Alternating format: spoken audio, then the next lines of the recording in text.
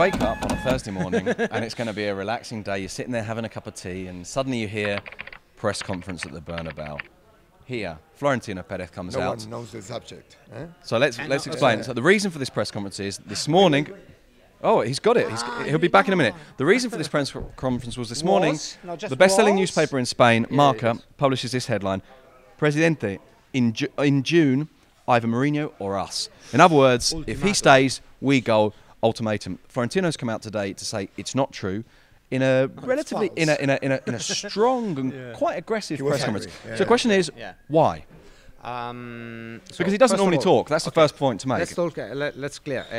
This is a meeting happened on Tuesday when they were discussing the primes at the end of the season, and apparently they said this. One day before, another radio said exactly the same. Before the reunion, said that one captain has said to Florentino Perez, it's either he goes or either Mourinho goes or I go. So this is the scenario. Florentino now, okay, he says it's all false. What Marca has to say? Well, that's true. We have to see what Marca responds, because Marca, even if they're worried about this, even if they're now entering into a process of doubt, they will have to defend their story, won't they? Obviously. Right. And then perhaps Real Madrid have to take them to court. What is surprising, guys, is the reaction. A reaction that he never speaks, because we have to put this into context. Florentino Perez, he said the first word he said, "I'm breaking my own rules." Yeah. So he's always in the shadow, in the sitting behind the lights and everything. Exactly. So why did he come out?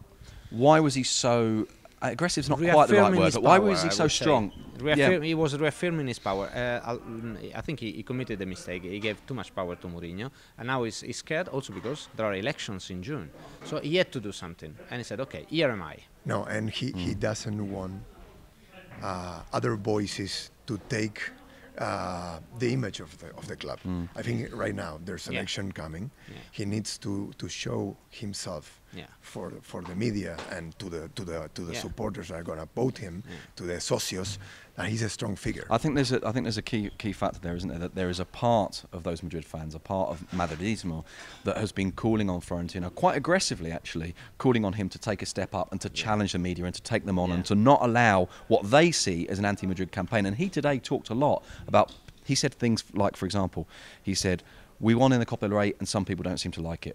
Some people seem to have objectives of pushing people out of our club. We will decide our future, no one else will." This was a real kind of challenge. It was a real challenge. It was a stand up and you want to fight, you've got to fight. But isn't it quite funny that we're talking about a Madrid paper? That is everyone, we as foreigners, we consider really Real Madrid think about focused. this. And it still is up to a point, but of course that always has its... Think about this.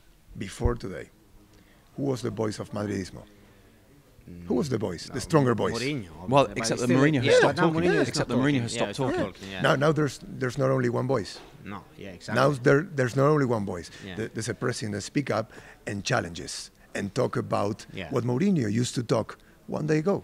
And a president who, by doing that, has perhaps won over the one sector of Madridismo that wasn't sure. That perhaps was supporting Mourinho more than him. And the players, where they stand, because well, this is another question. I mean, there's a real question here, isn't there? The whole question of authority within a football club. We go back to the original Marca story.